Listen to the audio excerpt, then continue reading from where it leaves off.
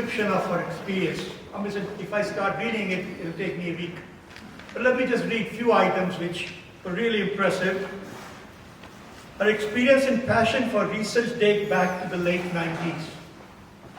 While working at a Cold Spring Harbor laboratory, she managed the genomic shared resources and studied gene expression in tumors using the microarray technology. Don't understand. In a joint collaboration with Memorial Sloan Kettering, Kim presented her work at national and international symposia. Kim spent 17 years teaching at Valley Stream North High School. In 1929, Kim became the K-12 Director of STEM for Cold Spring Harbor Central School District.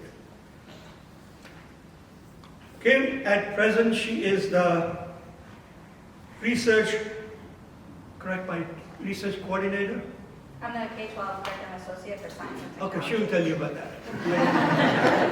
So without delaying anything, I want you to welcome Kim, and she takes over from here. And introduce him also.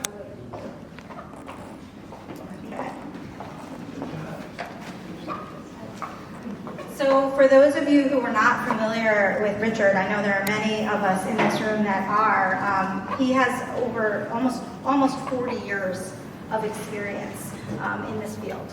So the 8 points that he made and tips that he provided have certainly come with a wealth of experience working with students and certainly growing research programs and providing opportunities.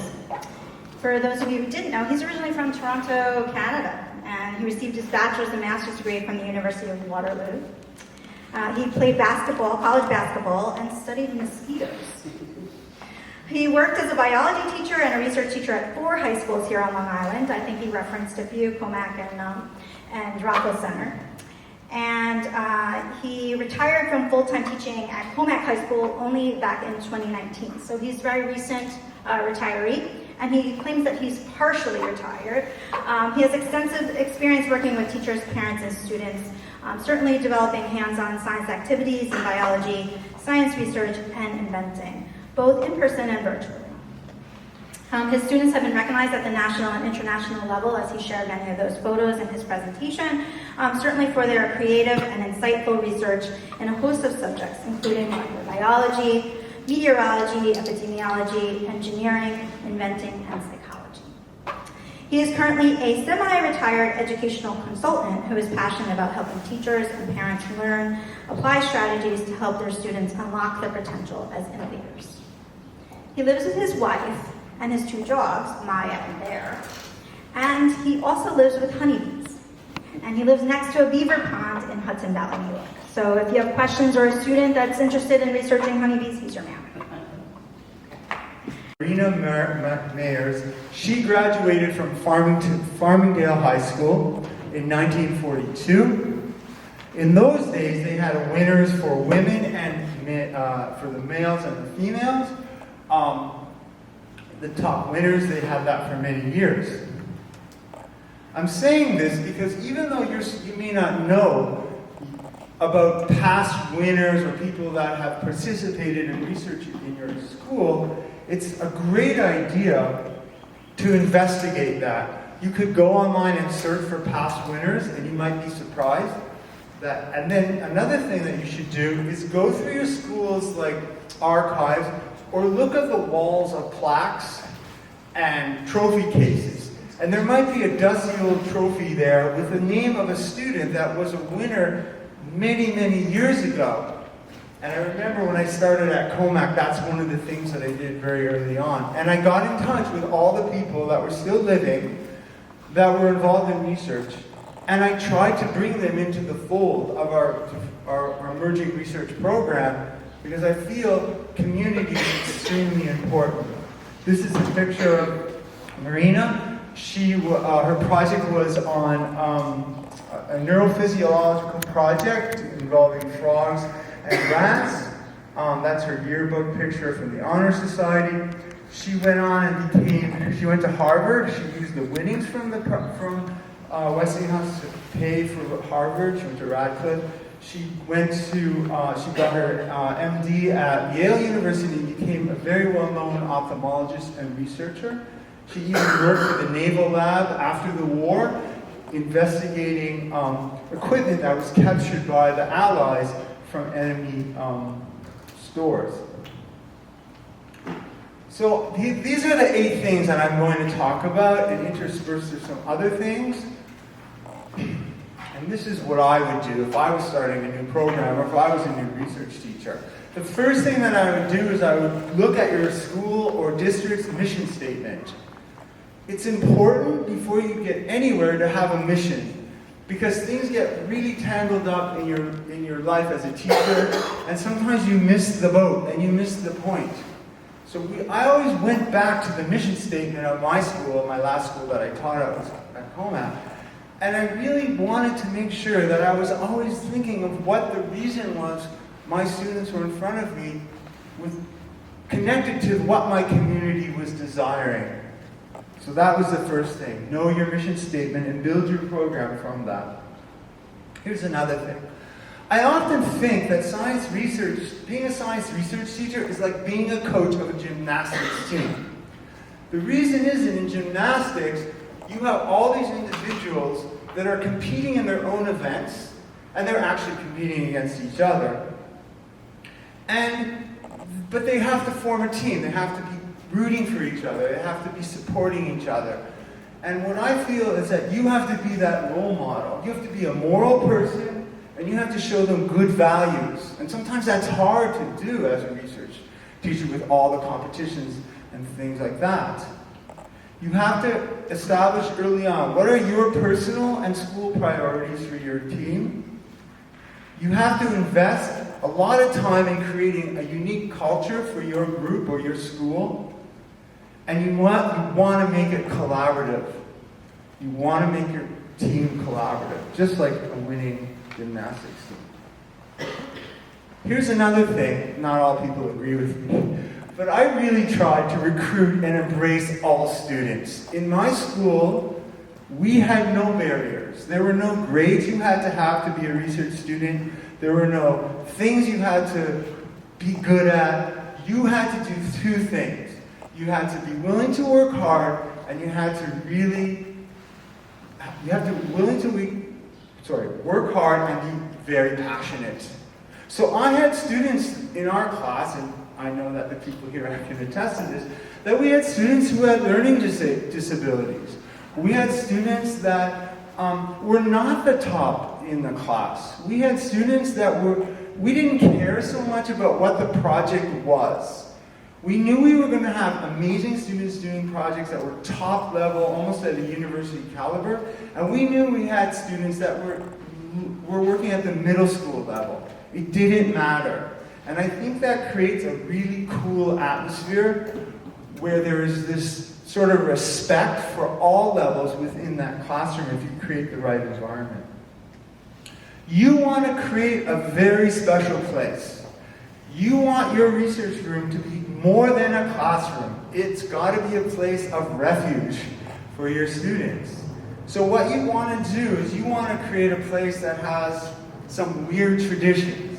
So at Comac, for example, and I know they still do this, we had karaoke contests, we had a science research prom, we had a ice cream social, we played lots of really weird music.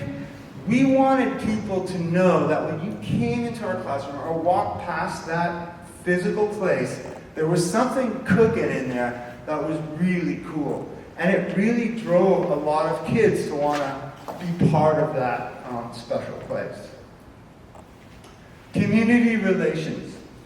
This is another thing. As soon as I got a job at any of the schools I taught at, and I taught at Southside High School in Rockville Center, and I taught at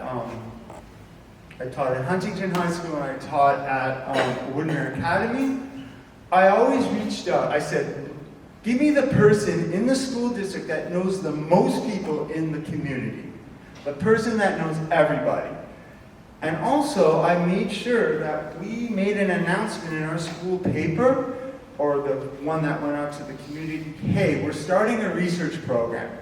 Is there anyone out there that has any interest in science, in psychology, in engineering, who would like to lend a hand? People maybe who were good writers, people who could help us in any way. And that was a great thing. If you look on the picture on the left, that's Barbara, who still works for us, or not volunteers really. She and her husband have been unbelievable assets to the program. They're scientists themselves. They came to our school and listened to kids presenting, doing their talks. Also on the right, there's a student named Arya with a police officer. The police officer was so excited to actually come into the school and come in for a very positive reason as opposed to a fight or drugs or something like that. Because we were testing out a design of a special radar thing that they built, and we needed to find a police officer who could have a speed camera because we couldn't find any. And so it was exciting to have that person there. Look for retired people in your community. The best people are retired engineers, by the way. They are the best for helping you. The next thing, which is probably the most critically difficult thing for students to do, is to find a project. That is definitely, of all the things you have to do, getting a project is difficult. So I'm going to just talk a little bit about a couple of the strategies. The first thing I like to say is the student has to be passionate about it. The worst thing that a student can tell you or ask you is, do you think this project will win in a competition? That's the worst reason for selecting a project, because they probably won't be passionate about it. The first thing is find their love and their interest. So let me give you an example. This is a picture of the New York delegation to the 2003 Intel finalists, and there are two students here that I had from Southside High School. You recognize Senator Clinton there. And basically the girl, the woman on the right, that's Hillary. She's a financial investor right now in California. Her project was on soap bubbles. I said, what do you love, Hillary, back when she was younger? She said, I love when I was little and I was able to blow soap bubbles. And I said, well, why don't we get a project on soap bubbles? I said, how can we do a project on soap bubbles? You can find a project on almost any possible topic. And we worked on that for a long time, and she actually was working on this project, developed this really cool mechanism that she found in the Scientific American magazine, found a professor in the city who really studies soap films, and she went on to be a finalist. The other gentleman, it's hard to see him, he's right in the middle, he has a bow tie, but anyways, doesn't matter who it is, his name is Alex Carden. And basically, Alex was a sports fanatic, right? And so he developed a project that was based on a unique way of looking at baseball statistics, completely on his own. And basically what he did was, I'm not going to go into the details, it just was a relationship between salary and performance and so on. He's actually vice president and senior counsel for the NBA now. So he definitely followed his path into sports. So many students find projects being in the lab. This is Jin Ho. He's actually doing his PhD now, but this is at Stony Brook University. This is kind of easy for a science research teacher. You're lucky enough to get a student in a lab. The student gets a project given to them, usually their first go around, and if they're there in the second year, they expand and they get their own project. So this is another way of getting a student a project. This is another project way of doing something. This is Trinity. She's actually in her medical program at Harvard now. But this was all kind of me, because I love to read about science, and I love to read about, so I'll spend the summer just scouring journals and teaching magazines, or just asking myself questions. And it's kind of like, wow, I think that's a great idea, right? So I have a personal idea. I think about what student do I think would like to tackle that idea that I got. And so Trinity did this kind of cool experiment on fruit flies and whether or not fruit flies bred in the lab are different than those in the wild. It was a fantastic project. She went to ISF and stuff. But I think that is where you gave them a project and they took off with that project. So I'm always thinking of ideas and looking at the world that way. This is Josh. Josh had a project that he wanted to do, and he was just said, and I didn't think it was a very good project or a good idea. Of course, I was wrong. And basically, Josh said that I don't want to go to a science research program. I want to have fun in the summer. I don't want to do anything like that. So I said, okay, yeah, he's brilliant, really brilliant kid. So he developed a really unique computer program that searched for breast cancer on breast cancer scans. A unique way of doing it. Of course, he went to ISF, and he just proved me totally wrong, which makes me want to tell you that believe in your students, even if you don't really think the project's going to pan out. Let them fail if they go through the process, because that's okay too, because most in science we fail most of the times, even though our kids don't think that. But I think the thing is trust their judgment, as long as it's a safe and good project, technically. I think you should let them go ahead and do what they want to do within reason. The other thing it goes back to the community. One of the things that I would do, and I always did this, is I went to the special ed teachers in my school district at all levels. I went to any kind of community area where, let's say, for example, they're working with people with special needs. For example, I used to always go to the AHRC workplaces, and also I would go to a place like old age homes, facilities, and I would talk to people there, and this is my question. My students would ask, we'd go on a trip, and they'd say, what are some of the things that you need or you feel that some of your clients would benefit from? Like, tell me what you want. And a lot of times our students would build those devices, and they turned into fantastic projects. This was helping a person who was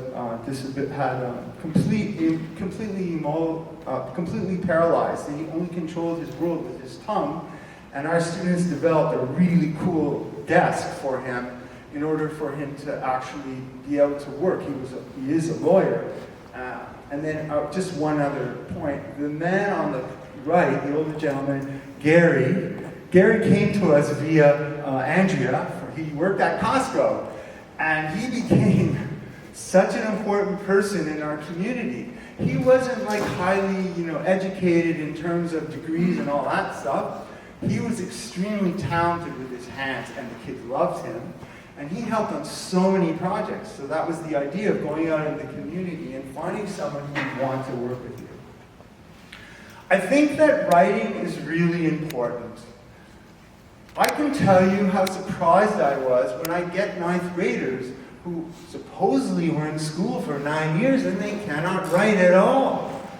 And that, you get used to it and you accept it, right? But you can't have science research students that can't write. So I can tell you what we did was we spent an amazing amount of time, especially in the early grades, editing and talking side by side with students saying, fix this, this is a problem, and so on. It is a pain in the butt. Because most teachers, what they do is they just give them a check mark, and yeah, here's your paper, but they don't learn from that, right? And by the time they get into 11th and 12th grade, you don't want to be messing around with basic writing skills, because you don't have the time at that point. You go over all their papers and help them. But I think one of the stresses should be, just be really, really tough on them in terms of their writing. And they'll thank you, because almost every student that I talk to, who I've had, will come back to me and say, Mr. Kurtz, thank you for making me learn how to write. When I was in college and beyond, people around me would always ask me to help them with their writing, but I never really had that issue of writing when I went to college because of all that. The other thing is, it seems difficult, but we always had our kids publishing in peer-reviewed journals, And that seems a little bit weird, but there are quite a few peer-reviewed journals for high school students level and undergraduate students. And also, some of our students even were able to produce works that were accepted into academic journals. And it was cool because, we would get our names on there too. But the thing is that this is such a great thing. And usually, we did this at the end of the year. We said, we'd have some time after the science fairs. Every student has to produce a publishable paper. And a lot of times, I do this also at Seaford, they have to submit a publication. And it gets reviewed. So that's a definite opportunity. Of course, statistics and graphing, if they can't do statistics and they can't graph, it becomes a real problem. So what they end up doing is they end up memorizing a particular test or something they did on their project, and they know that really well. They don't know anything why, they just memorize all the little basic things. And that's bad because a judge will trip them up every time. If they don't understand the statistics, they say, oh, the p-value is 0.0, blah, blah, blah. So the judge will say, well, what does that mean? And they really don't know. They just know if it's less than 0.05, I'm cool, I don't have to worry, my project worked, and if it's greater than that, then it's not significant. But they don't understand that. And I think it's a good idea. Again, this is something we did early in 9th and 10th grade. We had at the end a unit on statistical analysis in 9th and 10th grade. The last thing I want to say is that you want to push your students, or not push them, but give them the opportunities to think about summer research. It's a very competitive world out there, and it's very difficult.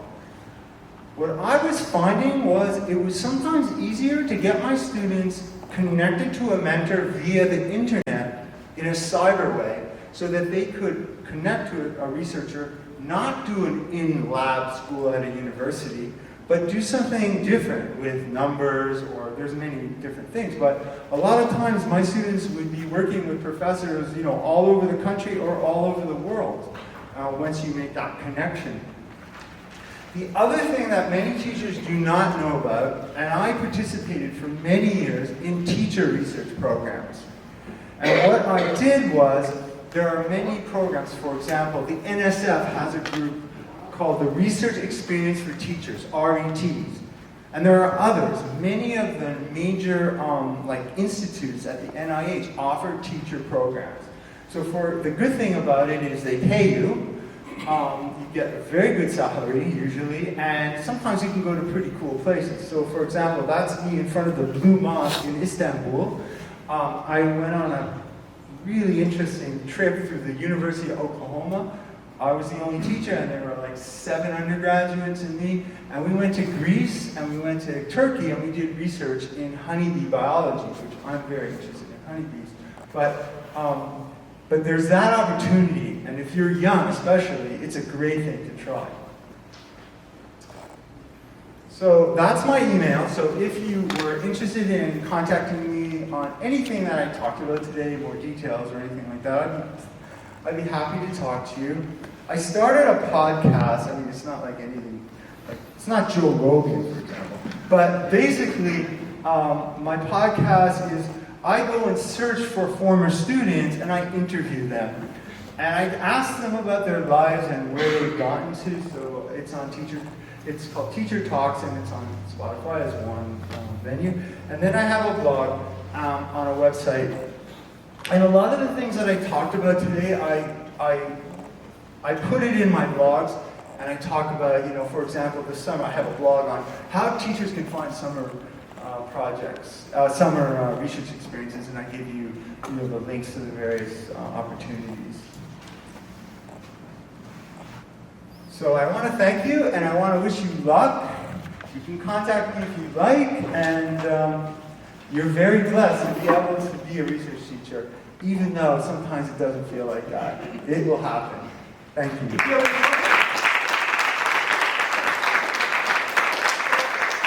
Any questions? join this podcast because I am there. And I get so much information from here, so when I come back to you, don't think it's my idea. It's his idea. Now, before... To Richard for...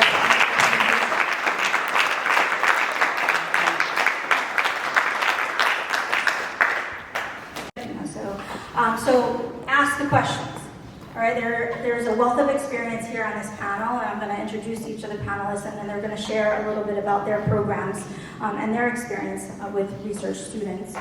But we want to know what you're curious about, and everyone here in this room is here to help one another. And that's what's wonderful about SAAWA, and certainly this program, and wonderful about this particular research symposium for teachers, right? Because you have the opportunity to use all of the people in this room as a sounding board. You're not alone in this, and some of you, many of you are new to this, as we were talking and during the meet and greet period.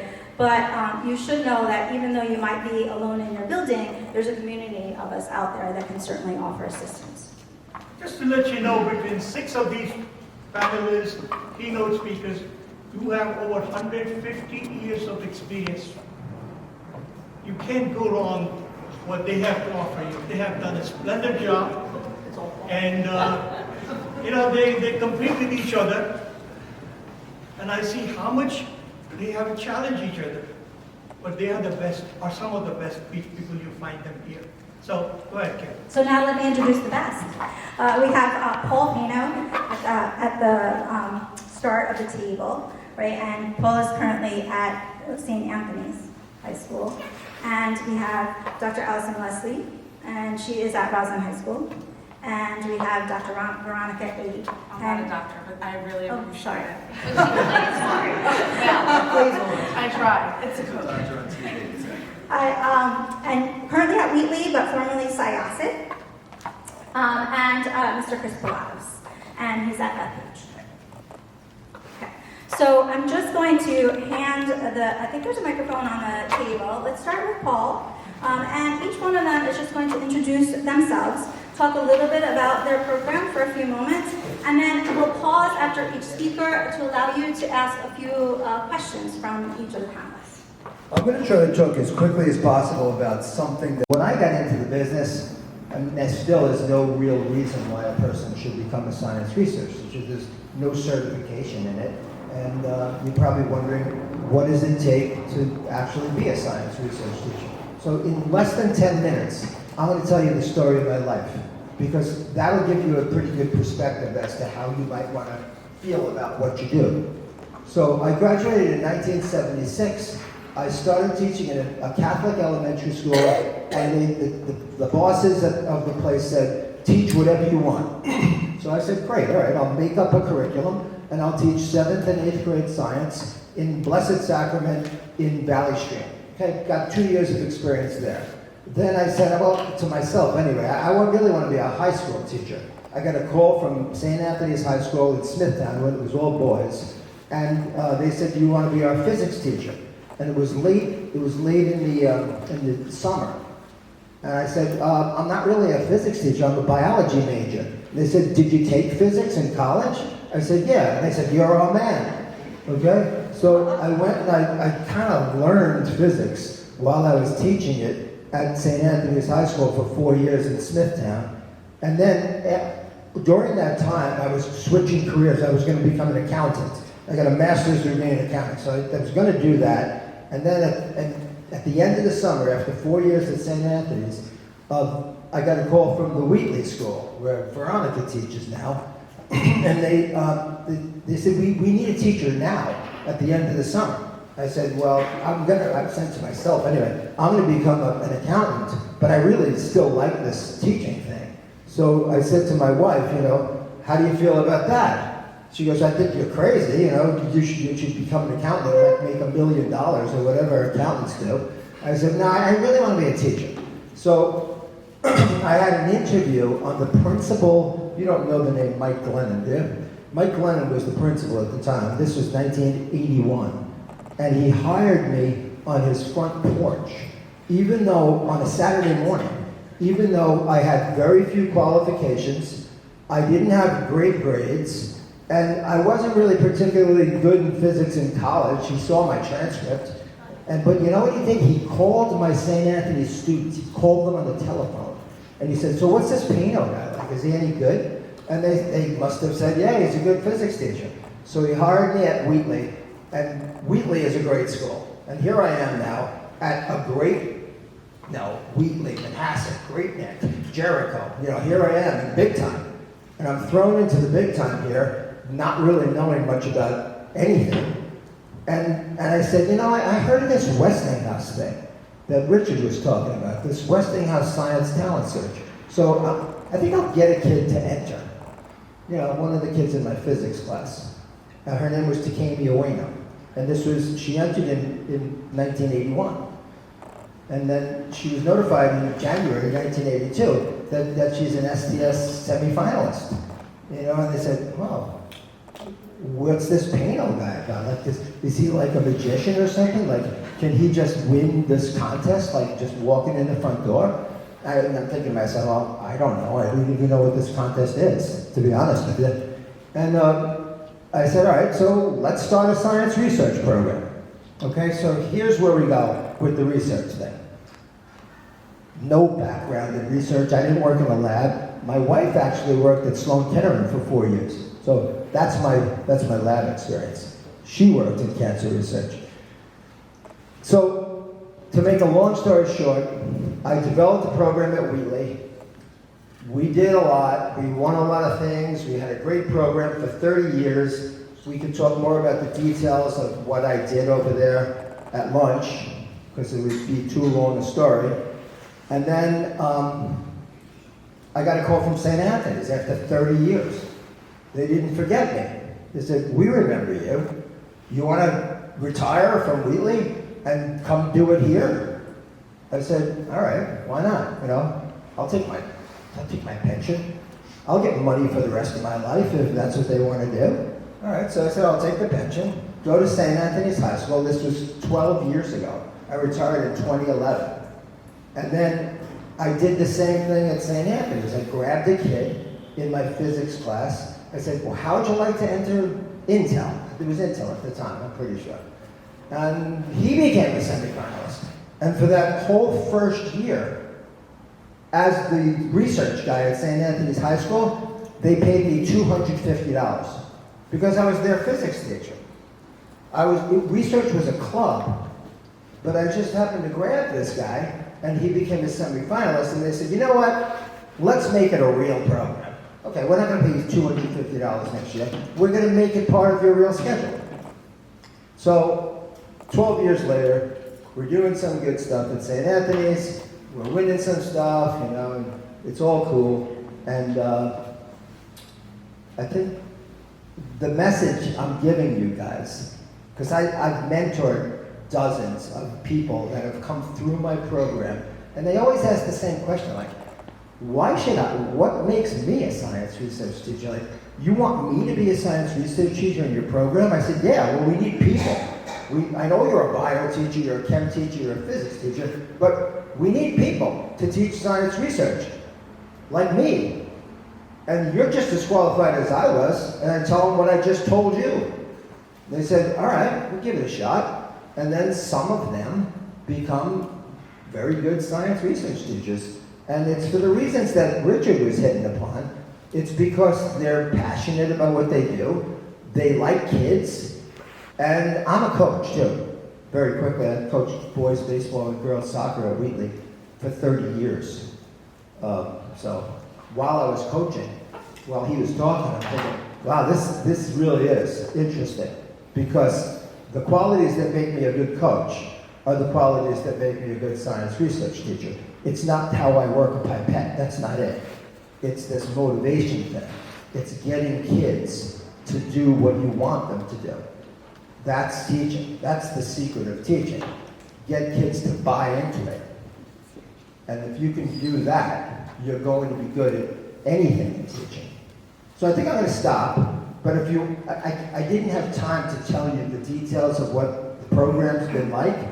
I'd like to do that at lunch if you want to sit around and talk about the actual nuts and bolts of how to do the research program. But I've been doing it since 1982, I'm the oldest, right? Definitely the oldest. And maybe Best looking.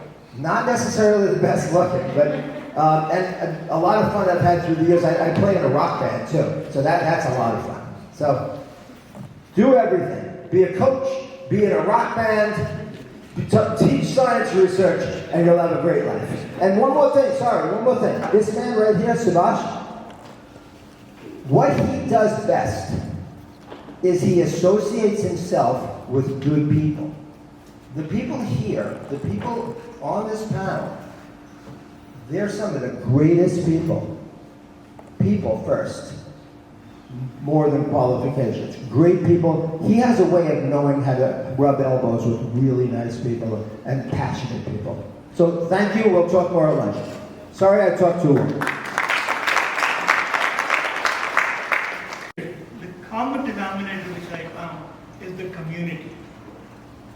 Yeah. So basically, what I understand that, and I'm not a science teacher, that the problem we're having right now in Long Island is the absenteeism.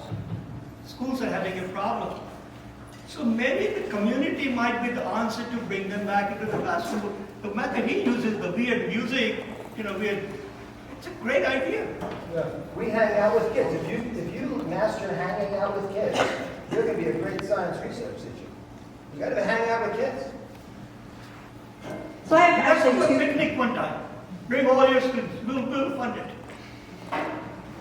Jessica, you have a question? Yeah, I have a question. What would you say, actually more of a statement in your advice, what would you say to teachers that are first entering into a research program or becoming interested in wanting to train students? The pressures now of higher administration, wanting Intel and all these competition winners, what would you say to them, somebody coming in and not getting discouraged if they don't, for example, work out the way you did, where you got a winner in your first 2 tries? Don't be driven by the contests. Do the good work. Have fun. Be creative, and eventually, you'll win something. And if you win something, blow it up. If you win the local science fair, blow it up. Because as much PR as you can get for your program, the better. PR will solve that problem. Well, what happened if I know one teacher here, I don't know whether he's here or not, he's under pressure to produce the ICEF and the LICEF winners. And because of that, he might lose his, the passion of not teaching the science research next year. How do you respond to that? This is an administrative, goof up. Anybody? I think we have a problem, really, that we in terms of what gets emphasized. Such that it shouldn't be about the winning, but when the news covers the winning and when we allow, Regeneron, for example, the Society for Science and the public to push its agenda that, the Science Talent Search is the oldest, most prestigious fair, when we then echo that on our websites and let our public relations people put that out, I think that undercuts the larger purpose of the work. So I think that whenever you're talking to people, I'm talking to you now, but you're talking to parents, you're talking to your future students, your current students, I think the emphasis has to come off that. We should not be about producing winners. We should be about producing potential scientists, right? And I just think we cannibalize kind of each other, by seeking some of these sort of press moments and stressing that. Whenever I have to talk to anybody about the program, I always try to talk not about the winners, but about all of them, right? They want to say like, oh, you had 3, Regeneron scholars this year. I want to say, yeah, but I had 13, fabulous students with fabulous projects who work there. There's always an element of luck. To me, this is the message you want to put forward, right? There's always an element of luck, right? So it's not always like the cream rises to the top, and that has to be recognized. You want to recognize the work, you want to recognize the effort. So how do you handle the administrator? Sorry? How do you handle the administration who are critical of not winning the, I'm not talking about the regular kind, like the SAAWA and Long Island Science Congress, I'm talking about the LICEP and the NICEP. I mean, they're always complaining that how come my school doesn't win they're not that easy. So how do you handle them? Right, it's not easy at all. I might complain about a lot of things about my administration, but that's actually not one. I'm very lucky, I guess, in that respect. I mean, our program has had a lot of success, but when I don't have success, I don't get pushback. But I think when you're taking over something new, you want to manage those expectations right away, right? Because even, it takes a couple of years. Like if you think about the science talent search, kids can't enter until they're seniors, right? And always remember, and I think always point this out to your administration, the kids aren't being judged exclusively on that project you might help them produce. They're being judged kind of on their whole life and how they appear in terms of their potential to be a creative scientist. So what you can do with them in a year or even in 2 years cannot transform what they've done the rest of their lives, So, I don't know. That, most of you know this because you know the difference between ICEP and SDS. Now, ICEP you're limited to 1 year, unless you get a waiver, and lots of us do. But like Ali said, unless you build a resume from freshman year to senior year with all kinds of scores and accomplishments and AP scores and all that other stuff and lab experiences, it's literally impossible to win SDS. You just can't. You need the resume.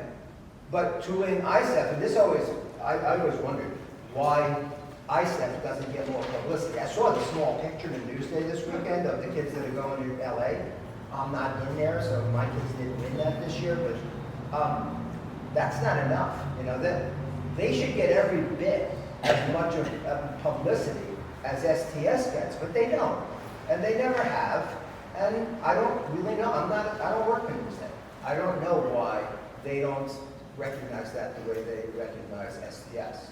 But instead of that even, what about, stop recognize the SAAWA? Yeah, why is it SAAWA on the front page of State Newsday? Science Congress, By the way, I invited 5 reporters from the New York Newsday today. I invited 5 Newsday reporters here, including the editor, and she knows me. Yeah. I don't see anybody except my videographer. So this is their interest. Yeah. They are basically looking at something which gives them the credibility on the spot. Because when you see a picture, you just basically want to read it. Right. But they don't care, I work with them. I talk to them. I said, tell me, what should I do to bring the other school into this picture, like the Title I and many of those schools? Well, that's your job, not mine. Well, on a positive note, based on what you asked before, in 42 years of running high school science research programs in Wheatley and St. Anthony's, not a single administrator has ever come up to me and asked, why didn't you win that contest? The question has never been posed to me in my whole life. That's good to know. I can tell you that's not the case for me. Like, I've had that question asked to me, so for those of you asking that question, I hear you. And I think that's something, just to finish the idea of STS, it's the science talent search. It is essentially another college application for these students. I tell the students that go through my program, fall of senior year is harder than junior year. Get that out of your head that junior year is the hardest part of high school. If you're in research, it's not. First quarter senior year is, because you're applying to all of your colleges and you're applying to the science talent search. Now, as far as answering your administration, I don't have an answer. I don't have like the key phrase to say, but it does take time, and that eventually, whether it happens quickly or not, there becomes buy-in.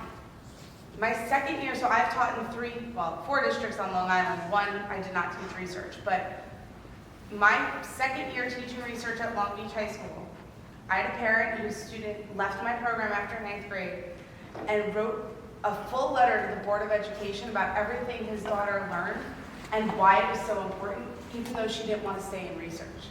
So it's about the skills that they're learning that transcend research. I mean, I think deep down, we all want to talk about, our student who has their PhD and who's a doctor now, sure, but there are kids who don't stay in research or in science.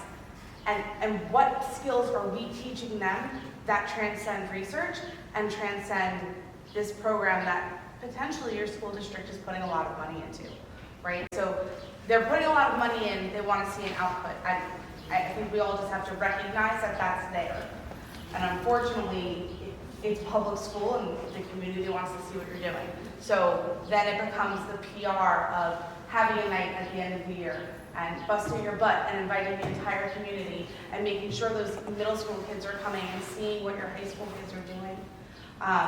Inviting, your boss, your superintendent down, your principal down. Hey, come help my kids practice. See what they're doing. I just want to piggyback on that. I'm Chris Pilatos. I'm like him. I just became the director of science in Bethpage. So the whole question, and Richard did an amazing job, by the way. Those 8 points are amazing. The biggest thing is that mission statement. If your administrators are saying, hey, why aren't we producing? What's the background? Why are they asking that? Is it because they're getting pressure from the board, they're getting pressure from the community, the financial aspect of it, like we're pumping a lot of money into this, why are we winning? So to understand what's the mission, why do they want that, that's step number one. And it's luck. You're hearing it from a lot of people, it is luck. One thing you can do is be a little proactive. The PR aspect is amazing. BP, take photos of everything. A lot of schools do symposiums at the end of the year where you invite the whole community to come in. And what you can do is, okay, you might not have a winner this year, but you can reach out to students that are in college. Now, our doctors, because of your research program, bring them in, volunteer those kids in the middle school, a high school student, and a college or a doctor. Come on in and present to the board the amazing things that are doing because of the program that you're doing. Even that first year out. So how many kids can email you and be like, Miss Aid, so glad I was in your class because this, and this. That email goes immediately to my boss. Not to tout me, but to tout the program, right? I'm teaching you these skills and they're helping you in college. Like, I was assigned a paper first semester. I knew where to start. The rest of the class didn't even know where to go. So it's not about, it's odd to feel like, you gotta promote yourself, but you're promoting your program, right? So it's like, all right, first semester, freshman year, right to the principal, right to the director of science. Here you go. This is why we're teaching it. And making those exceptions to the alumni, bring them back, make them part of that community. The board, that's what they want to know. Hey, because the board controls the district's superintendents follow the board. So just getting it out there to your community. Hey, this is what we're doing. This is what we're doing for our district. It goes a long way. PR is key. And I think a lot of it cycles back to the culture point, right? There is, besides luck, or I guess playing into luck, right? Think about probability theory. There's a numbers game here, right? So the bigger your school, and the bigger your research programs, and the more kids you're entering, the better chance you have, right, that you're going to end up with some winners. And how do you get more kids, right? You get them to having an attractive culture, right? And how do you get them to buy into the fact that this is a lot of work and all that sort of thing? By having an attractive culture. And I think that we all do these things in different ways. Like, all right, I don't really want to sing karaoke and you don't want me to. So I don't do karaoke. But I do my own weird things, right? And I think that is something that tends to bind us together. We're odd, we're quirky, right? We're creating our own, like what the kids say, right? Like a cult, right? They'll say, oh, research is a cult. That's what you want, okay? So you want to draw the kids to you, however, you want to increase your numbers to a certain extent that way, and obviously you want it to be a very positive experience for them. One other random thought I had while I was sitting up here thinking about how we only covered the big research things. Every day I run through Newsday, and often I can read the list of the top 25 girls flag football players and the top 50 track and field athletes. And why don't we have, again, that type of thing? I can read the box scores on the scores on every game they play, right? But why don't we cover science research in the same way? We don't make these kids go to states or beyond before we cover their sports scores, right? So I think we should be looking for a different culture in that way, one that does value more participation and puts a lot more schools on the map, right? And You know, if they it's- have if a it comes down- I'm sorry, go ahead. If it comes down to publicity, which it does, like I said, you gotta blow it up and, you gotta get as much PR as you possibly can. And all of us have an event at the end of the year where we showcase our best kids at our school. I learned how to do that from Rosalind, from a man named Charles Dugan, in case anyone ever heard of him. But I learned it next door to Rosalind because I went to all of his events. But I'm a coach. I love when my teams are in Newsday. I loved it. But they were in Newsday every day, win or lose. Why isn't, if you're going to blow up Regeneron STS, why don't you blow it up every week? Or not every day would be a lot to ask for, but at least how about once a week? Okay, Challenge 12, you want more publicity, blow it up as much as you possibly I can. think you can do that on your school and community level. Like I can say my former superintendent every week sends an email, right, to the community. My current principal sends one every week. My superintendent of schools now sends one a month. How many Instagram? The kids all have Instagrams. There's an Instagram for school. Like, just take the picture and send it. Hey, we're doing research this week. Take a couple of pictures and maybe it'll get in that weekly newsletter. And that's that initial publicity you can look for that we're not going to get in Newsday. Jess had a question. I actually have something to say about the PR thing. I know I'm not up at the fancy tablecloth table, but You can come up. yeah, there's I'm all set. I want to sit with you guys. Makes me feel better. Two things. We have a PR person for our district who I have made really good friends with. So every time something happens, I mean, from the biggest thing to the smallest thing, I send her an email, I send her a picture, I already write the blurb, I do the whole thing. So all she has to do is post it to the Facebook or to the whatever. And while I do the winners of all the things, I also am like, cool thing a kid built or like whatever. So it shows up in those places. And Canva, my new favorite thing, is an excellent way to make newsletters really fast. They look really professional. They do not take as much time as everybody thinks I take to do them. And I send them out to the community myself after having got permission to be able to do that once a quarter from my superintendent. And I'm not talking about necessarily winners or anything. I'm just saying this is what's happening in science research right now. Or I'll ask a question that says like, do you research? Would you love to come in and talk to our kids about whatever it is that you're doing? So like some of this community piece, just to talk to the community about what's going on, and the focus of the newsletters has nothing to do with competitions or winning or any of that stuff. It's just like, hey, cool thing that's happening in the research cult, come join. Or, if you didn't join this year or you didn't apply this year, maybe you want to join next year, this is how you do it, just to expand that connection. And my focus is actually not on who won or what competition, because that happens anyway. So.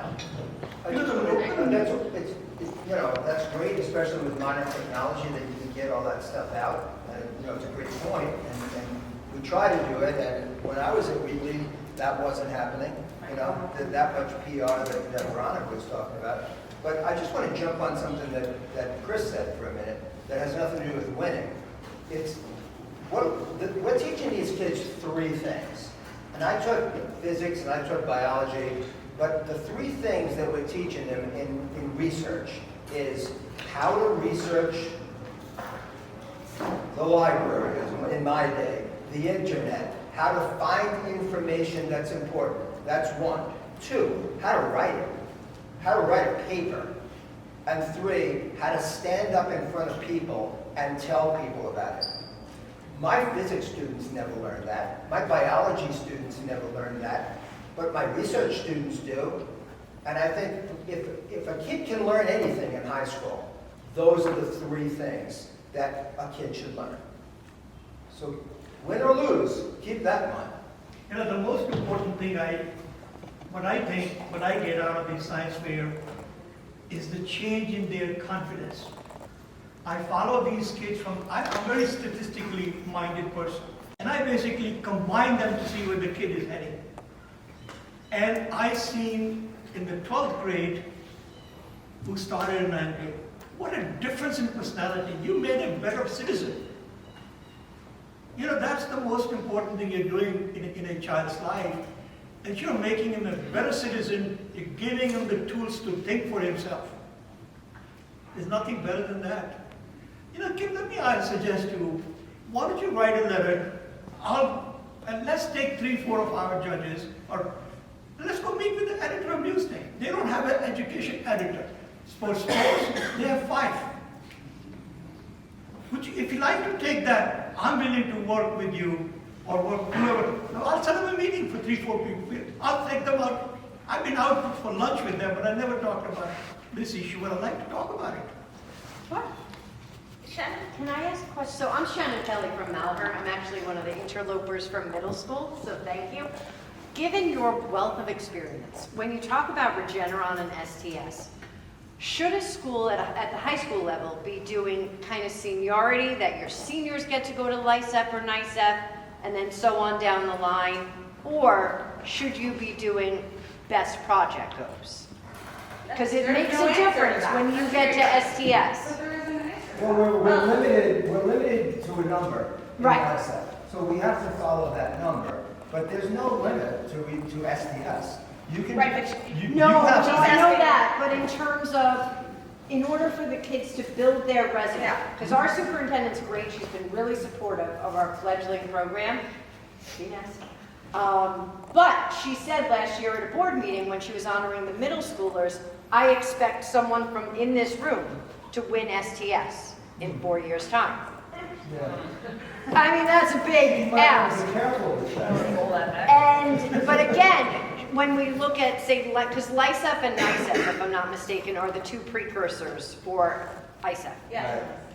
If you are not allowing the quote best project to go from freshmen through seniors, that student, to my understanding, has less of a chance of making the cuts for STS Regeneron. Would you agree with that, or is that not true? I would think that presents, that's a good resume builder, but I wouldn't say that that's like the be-all, end-all at all.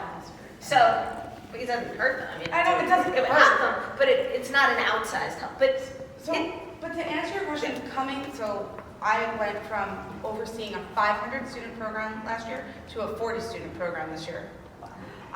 So I will say, coming from that big school perspective, I did tryouts, right? So my best projects went, whatever they were. That being said, it tends to lean towards 11th and 12th graders that do have the better projects at the end of the day because they've just had more time, they've had more experience.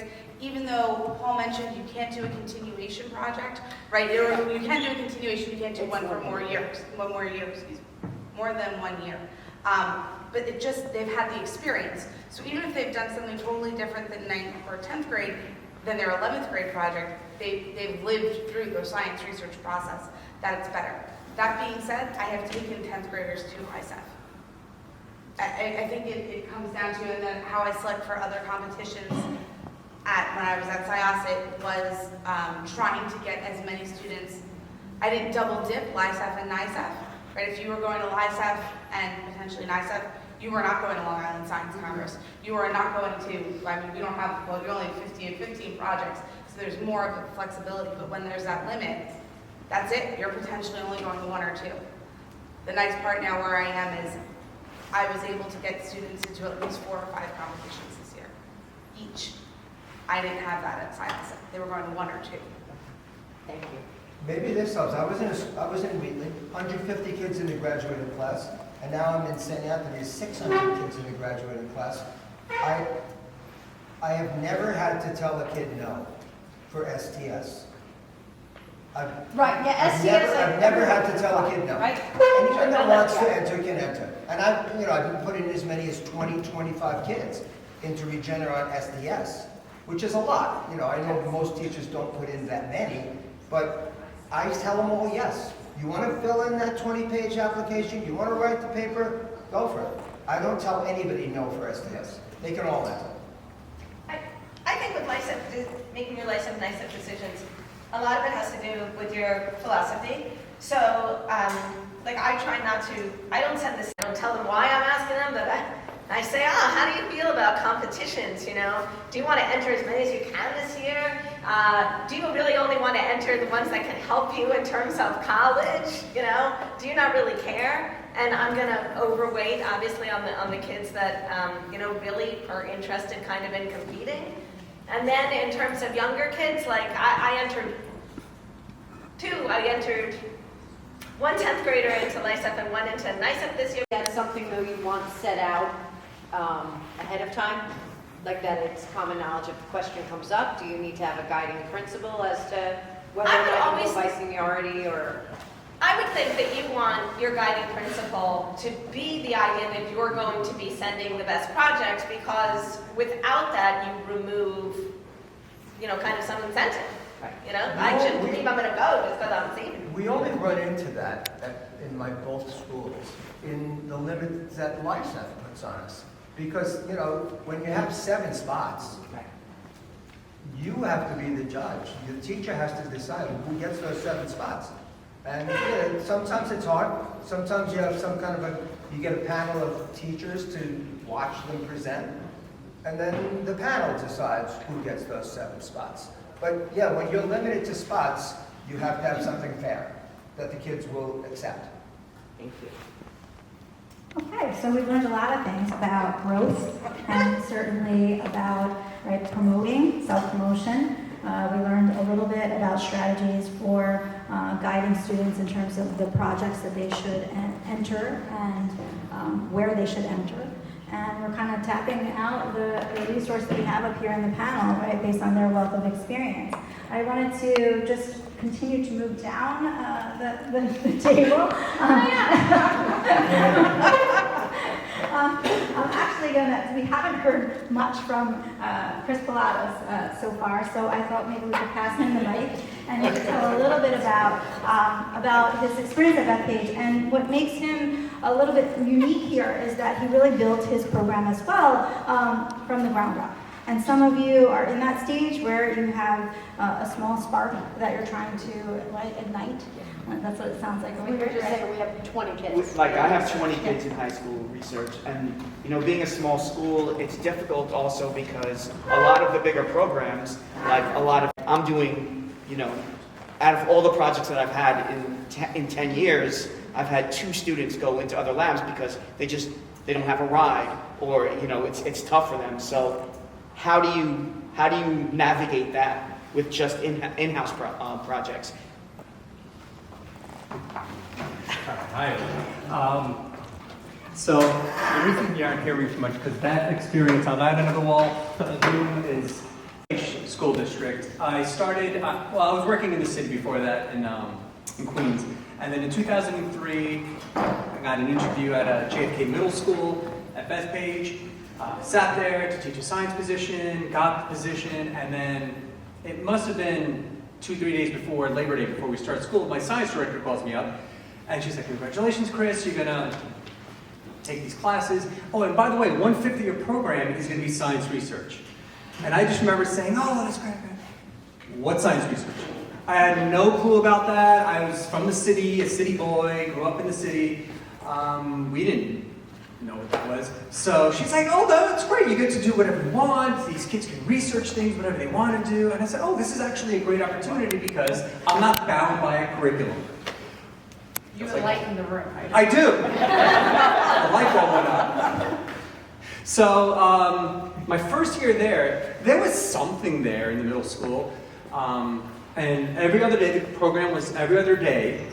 And I would have these kids and say, "What do you want to do? What do you want to do?" And I had to learn. I had to learn what the story was, how are we going to do this, how am I going to develop a program out of this?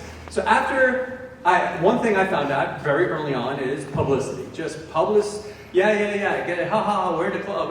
It wasn't a club, it was a class, but it was like, let's just get the energy going with these 7th and 8th grade students. And then that started building the next year. Starting with a class of 6, it went to 10, it went to 12, and the next thing you know, I had a roster of like 40 people as the years were going on. Just building up that energy and going to little local competitions. There was no SAAWA at that time, but Long Island Science Congress was big. There was something else at Nassau Community College at that point. Just take them out there because my big mission was skill building. Just get these kids standing up as much as they can, writing as much as they can. So I got them into as many competitions to just do in practice. So that was working great. Eventually we started hitting, because I was learning as a judge, and go judge as much as you can, because as you're going around to projects, I would get to a project like, oh, that's good, and write my own notes, how to improve a poster board, or how to improve a presentation, because I was learning at the high school level too, how to instruct my students how to do better presentations. So then in 2011, I was building up the program, we were winning, we got a state champion, state person to go Long Island Science Congress. I was networking like crazy, just trying to pick brains of whoever I can. I eventually joined the Long Island Science Congress organization, so I was learning from them too, the ins and outs of how to run a fair and what works, because now I'm sitting here with networking with wonderful Allison and wonderful Paul and Veronica. I'm learning from them. And in 2011, I remember it was the spring, my superintendent calls me up and they said, great job, Chris, you're doing a great job at the middle school. The kids are coming to the high school and nothing going on there. The kids, there was some kind of club, so maybe a science Olympiad, but an after-school program, just a club wasn't working. So he goes to me, what are you going to do about that? And I said, I guess he's bringing me to high school. And that was his thing, to start a program at the high school that didn't exist. And that was tough. Luckily, the kids from the middle school and the high school that kind of knew me, I'm like, listen, that summer, I'm like, you're taking science research. And we started building up the culture at that point. And again, culture is huge. We make silly little shirts. We're calling ourselves the nerds. We're doing what we have to do just to build it up to get noticed. And whether it was once a week, or once every other week, or once a month, it doesn't matter. I was taking photos and sharing it with the principals, sharing it with my director. They were sharing it at the cabinet meetings.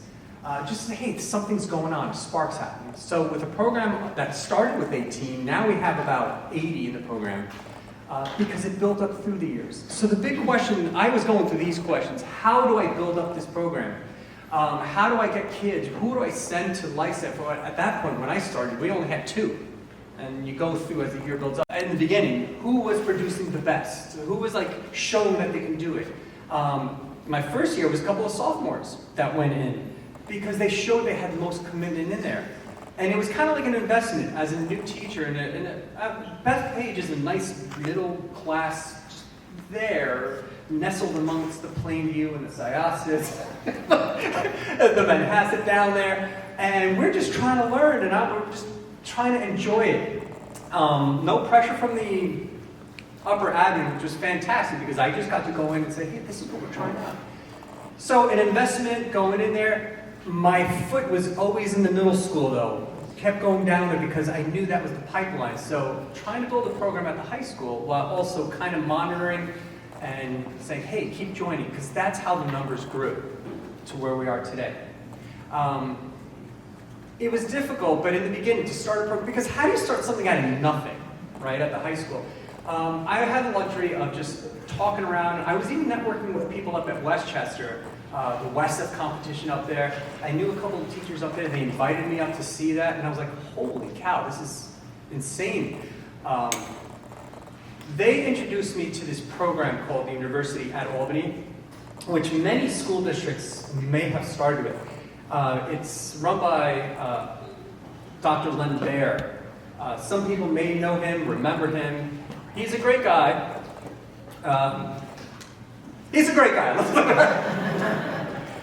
But that gave us the foundation of how to start a program. Now, their method, their practice is very unique. They don't expect anybody to do research as a freshman. They say the program starts as a sophomore year, and sophomores at that point just tons and tons and tons of research, reading, how to do things like library research, how to find articles, breaking down articles, the poster boards.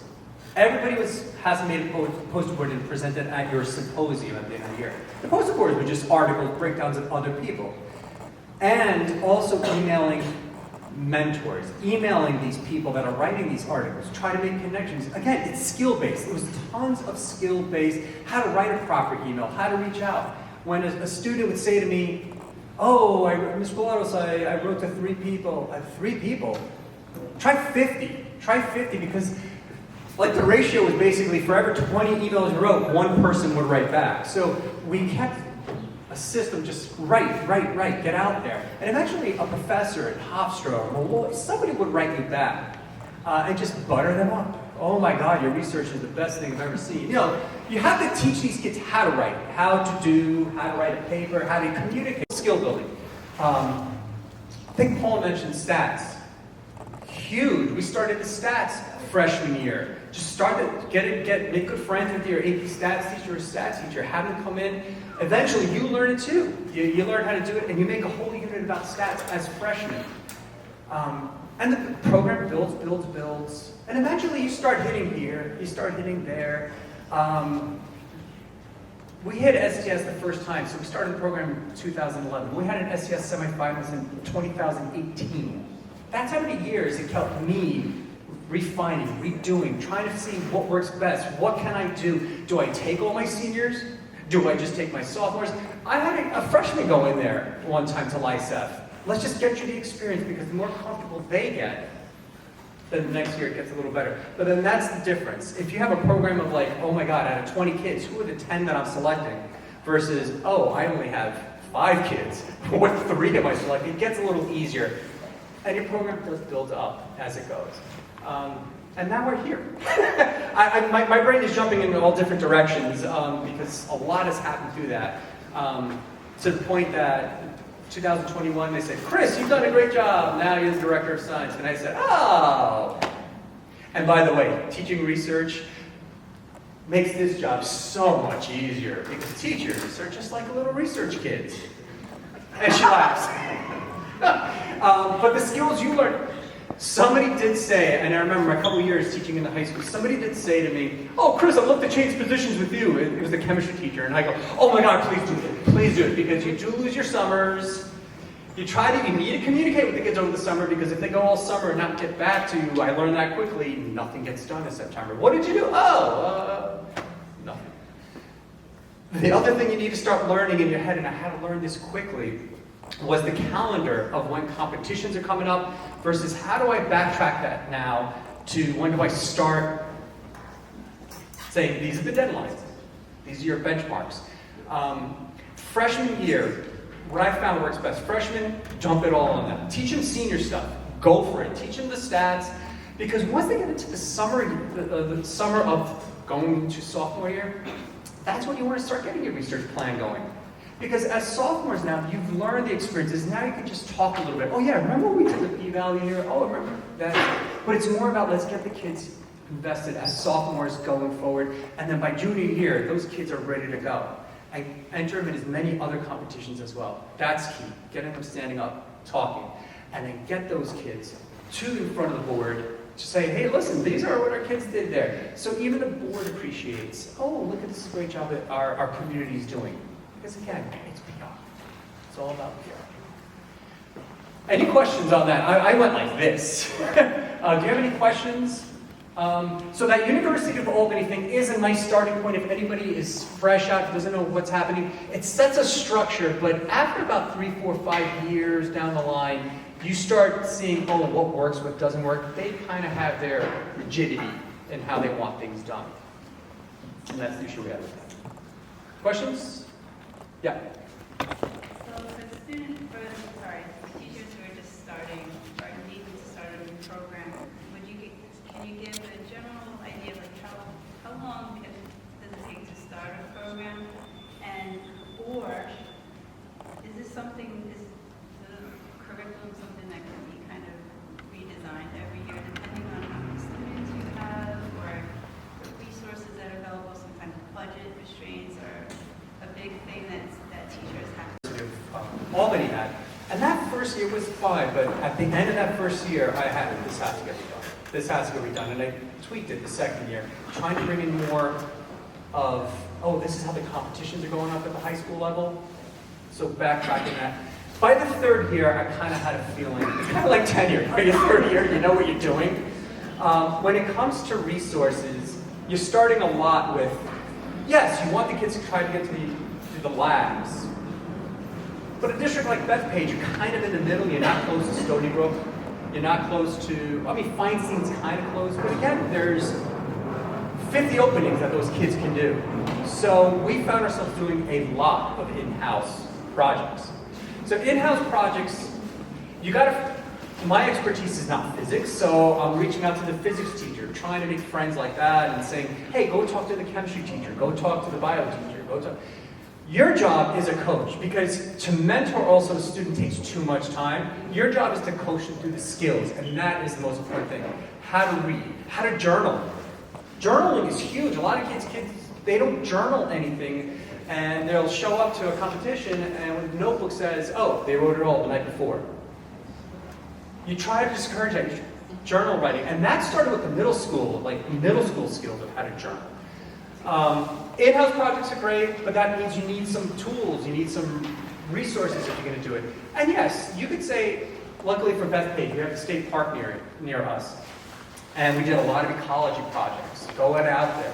So you begged the principal, and you said, can we just please have $500? Mini grants, Professor Subash, thankfully, you ask for something, he sends some mini grants out there.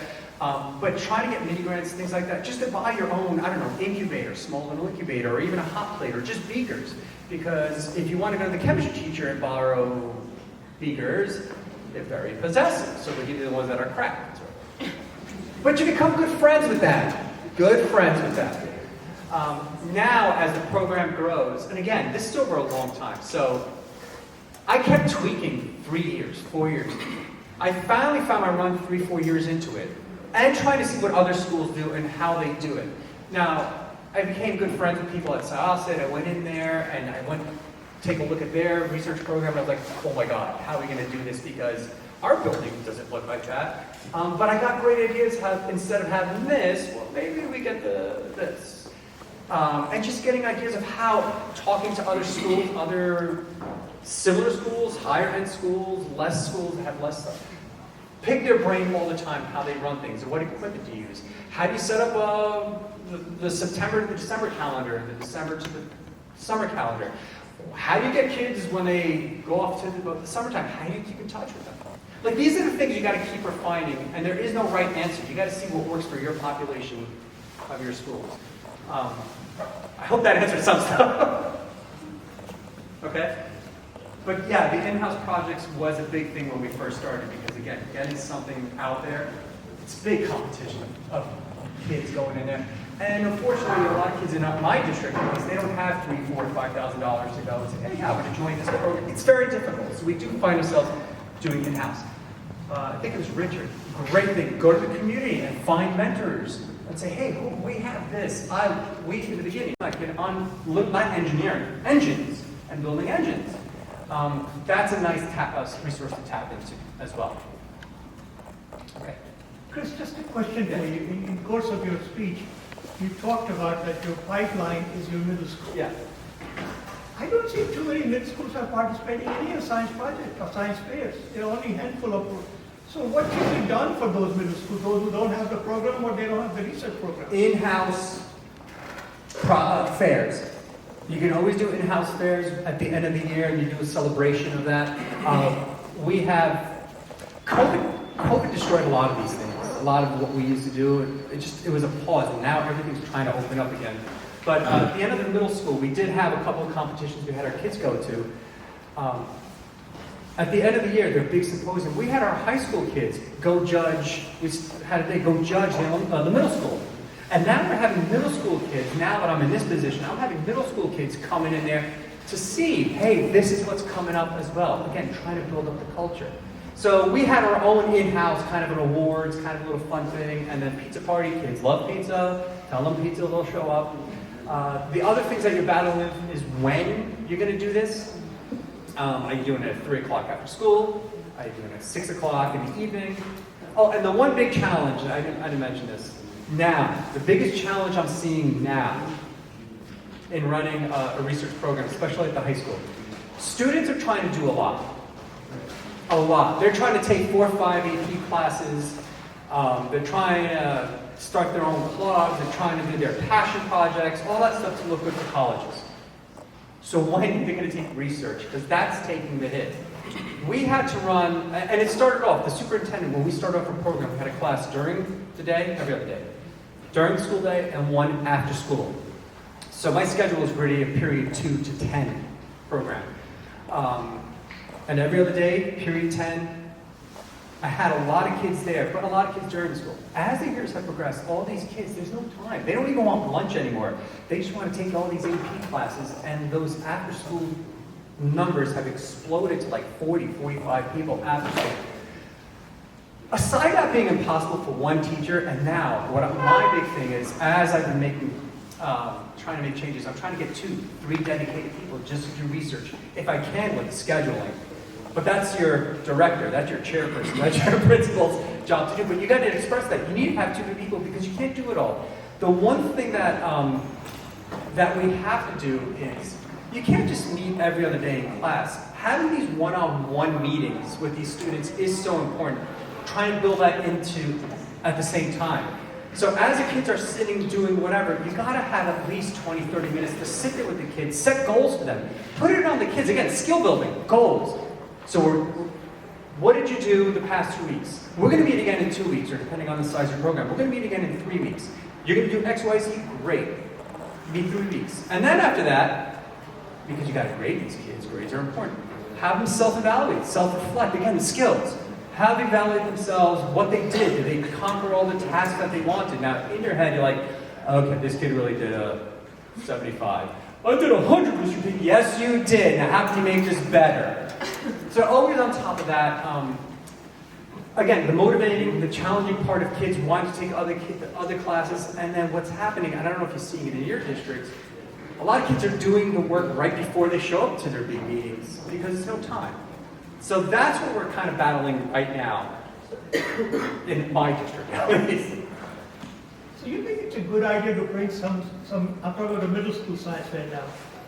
I see the same middle school science fair, you think it's a good idea to bring some kids from those schools who don't participate in the science fair, come and see how the science fairs are conducted?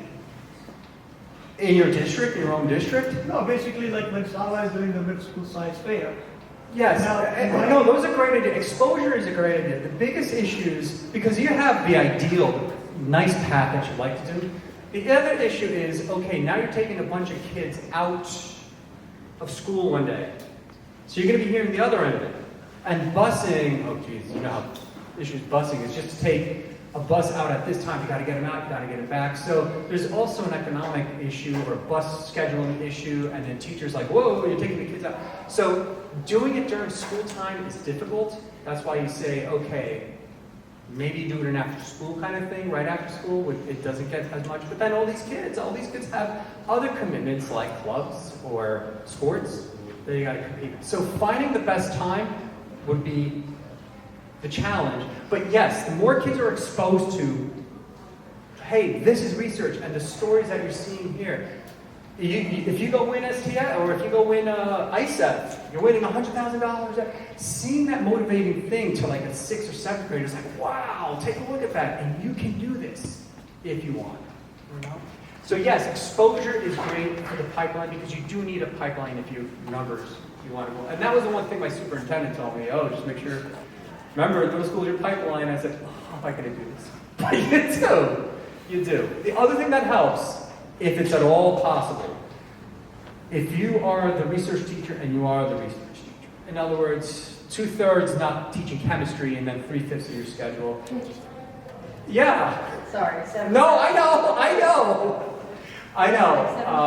If there's any way you can have a discussion and talk to your director, start with your director or your chairperson. Let them be the champion of talking to the principal, the AP, talking to the assistant superintendent.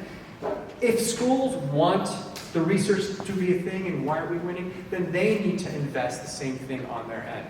So again, it all goes back to the mission statement. What do you want us to do? If your superintendent says, hey, we just want it to be an amazing skills learning thing, great. If it's a competitive thing, well now, you might suggest to them, hey, why don't you talk to your counterpart in this school or in this school and see what they do. Go on visits, set up a visit to go to Manhasset or go to Roslyn and say, hey, come on, let's go see what it takes. Make it a real business choice.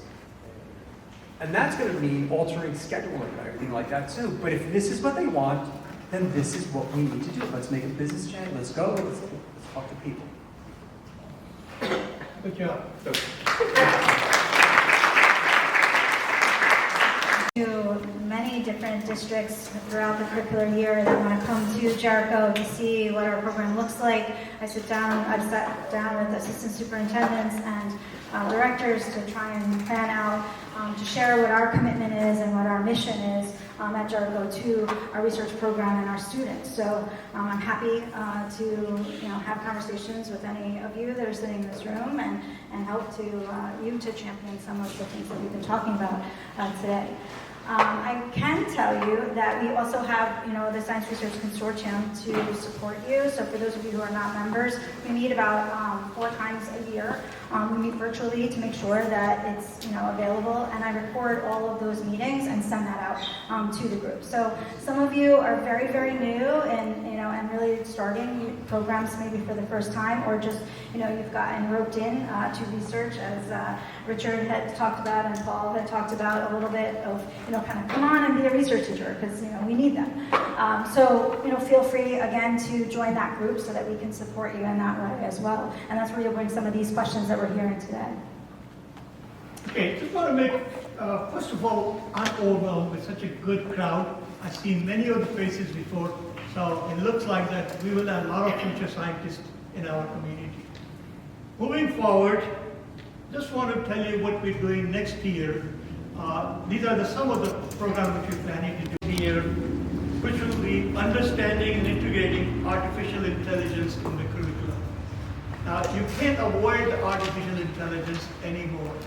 And I think Kim has written up something that most of the projects which are winning in the LICEF and other, they have some kind of focus on artificial intelligence.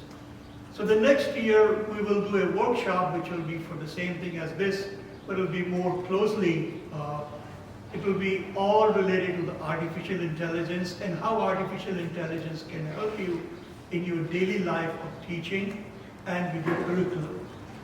And there's nothing to, and we have a very good speaker, Frederick Coraco.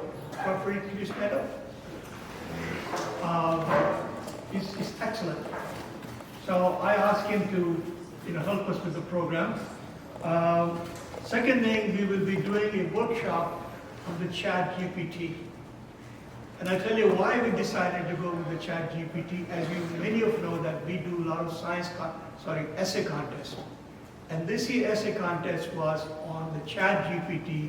How would the ChatGPT will make the difference in your education? We got 150 essays. Mr. Plano read it, Steve read it, Tammy read it, many of you read it.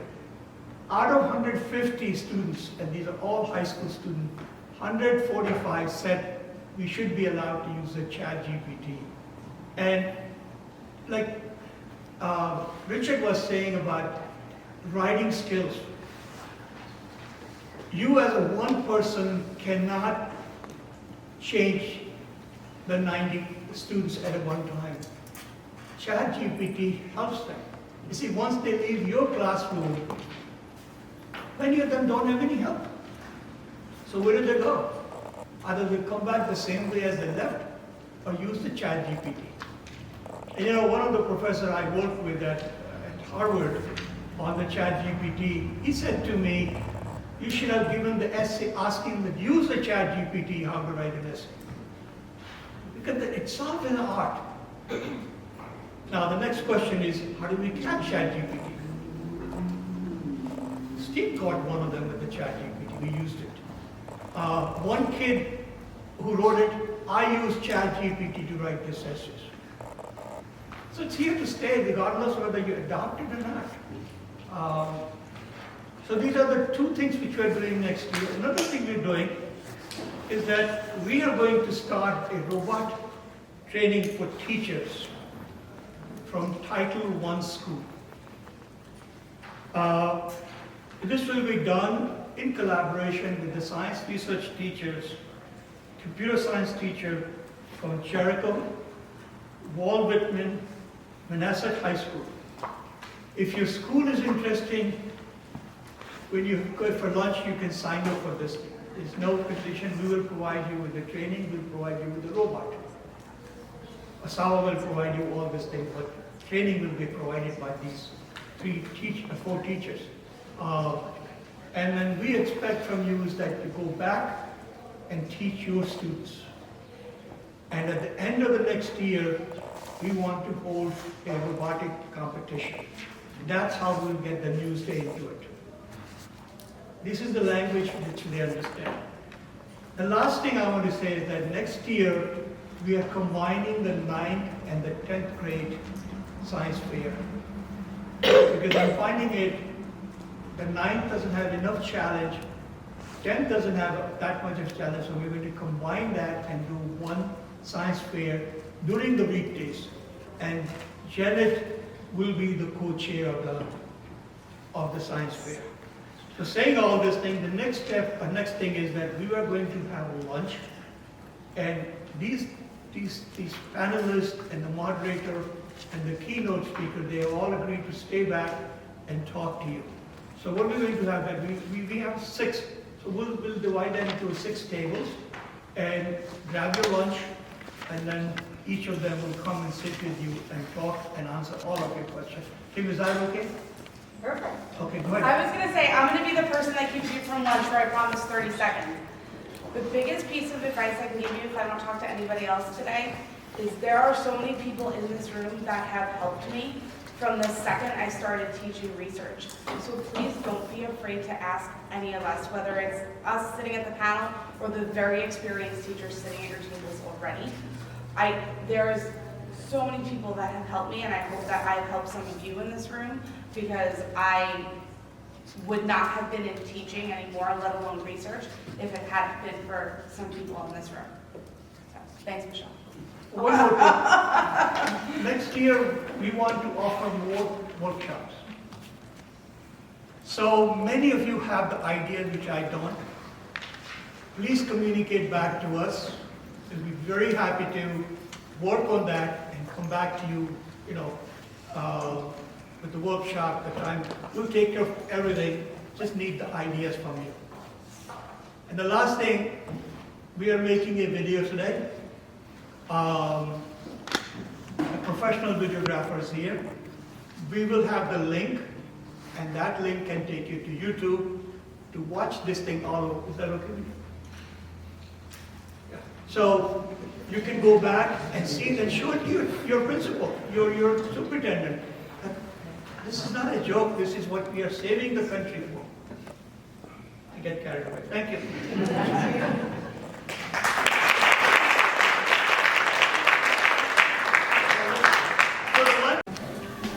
Just leave one thing up for me.